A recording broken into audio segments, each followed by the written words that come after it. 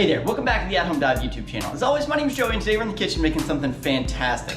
But today is going to be a little bit different. Usually I test out and write recipes that we end up putting on the YouTube channel. But today we're going to be doing a recipe that comes straight off of a pie pan that we bought. So I'll put a close-up shot of the recipe itself up. But today we're going to be testing out this traditional apple pie recipe.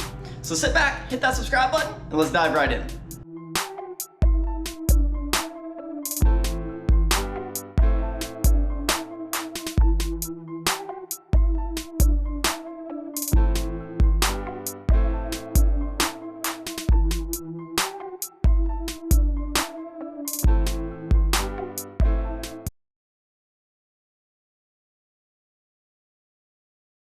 So according to this recipe today, we're gonna need 2 9-inch pie crusts. If you would like to see the video on how to make these, click in the top right corner now and I'll put a link to the video on how we make our pie crust. It says 1/3 to 2/3 cup sugar. So I split the difference and I have 1/2 a cup of sugar, 1/4 cup of AP flour, 1/2 teaspoon of nutmeg, 1/2 teaspoon of cinnamon, 1 pinch of salt.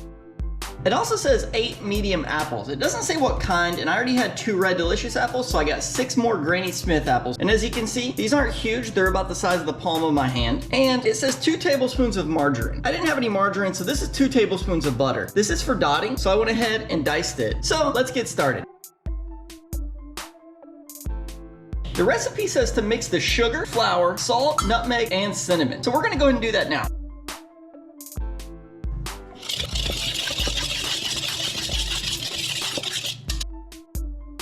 It also says to go ahead and preheat the oven to 425 degrees. Since this recipe is not going to take long, we're going to go ahead and get this warming up. And now, back to the apples.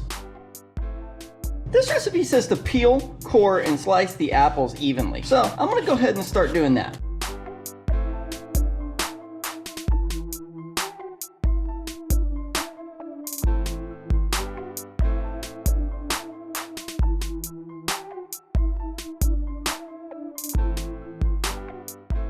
One minute, 37 seconds later.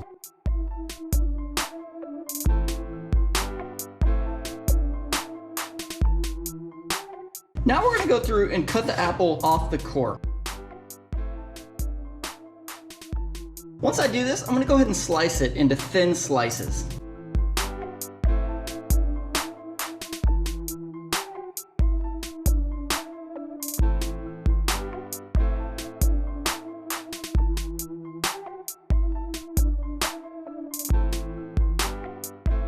A few moments later.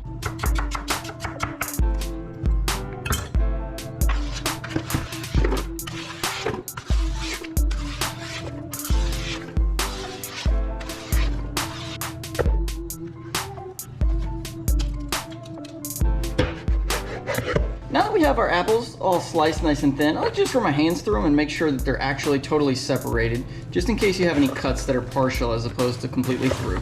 Once you've done that, you can go ahead and start adding in your flour, sugar, and seasoning mixtures.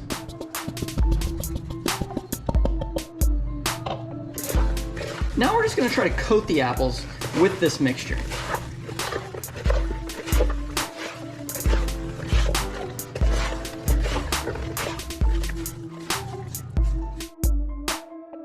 Now, let's prepare the pie shell.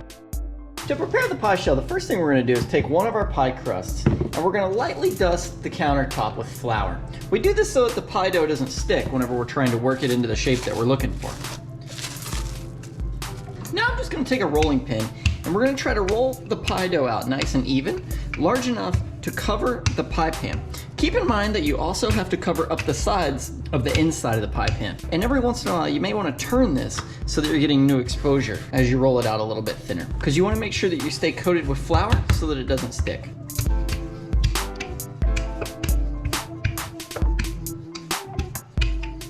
Typically for a 9-inch pie pan, you're going to need your pie dough to measure about a 14 or 15-inch circle. You can always take your pie pan and set it directly onto the dough and see if you think you have enough dough to reach up the edges. Once you've done that, I like to take the pie dough itself and fold it over the rolling pin. And this is going to help us pick up the pie dough and set it right into the pan. Once you've done this, I like to lift the pie dough on the outside. That way we can take the excess slack and let it fall down naturally into the edges of the pie pan. Once you've done this, I like to just kind of tuck it with your finger to make sure you get rid of any negative space on the outside. And there we have it. This is our 9-inch pie shell. Next, the recipe says to put all of the apples that are coated into the pie shell. As I do this, I'm just going to kind of spread them out evenly and try to make sure that they work into all the cracks.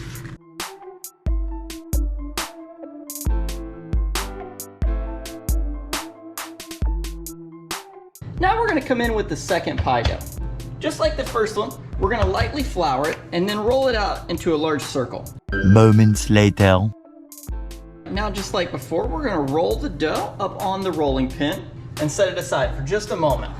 Now we're going to take the diced butter that we had before and I'm just going to dot it around.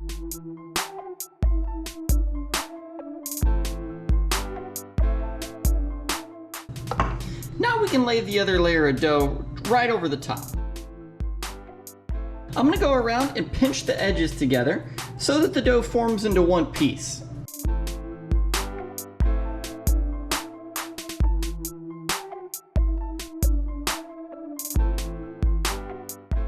Now I'm going to take a small knife and just go around and trim off the excess dough.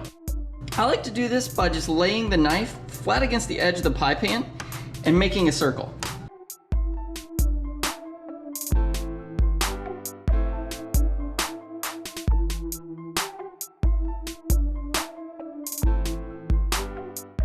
Now, I like to go back and just poke some holes or make some small slits right in the top of the pie. This is good because it allows the air to escape when it expands so that the pie doesn't explode. Kind of like whenever you make a calzone. If you're feeling crafty, feel free to put a fancy pattern or something like that in there, but if not, you can literally cut any holes in there you'd like. So this is our pie. Now we're ready to go into our preheated oven. The recipe says to bake it for 40 to 50 minutes or until you see liquid start to bubble out the top. All right, friends, we are back and it's been about 40 minutes and we're gonna go ahead and pull the pie out of the oven.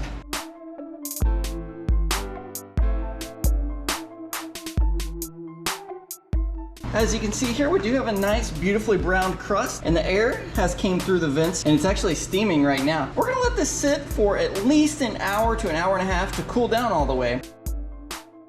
One eternity later. All right, so it's been a couple of days and I've had a chance to eat a couple of pieces of the pie from the Pier 1 Imports recipe. I gotta say, all in all, I do like the recipe. There are a couple of small things that I would change about it. For instance, I don't necessarily like the solid top of the pie crust. So I do think that personally I would go with more like a lattice pie work. And if you'd like to see how to do that, comment below and maybe I can put a video on how to make a beautiful lattice pie for you. Also, I like just a touch of lemon or acid in the pie to cut the richness and the just sugary nature of pie. And I think the lemon complements the apple quite well. So I would have zest or juiced, or maybe even both, one lemon into that pie. But all in all, like I said, I really like the recipe and it's a great recipe to make at home and it's very approachable and easy for about anyone to make. So enjoy making your pie. Comment below and let me know how it turns out for you and what you think of the recipe. Thank you so much for watching. Have a great day.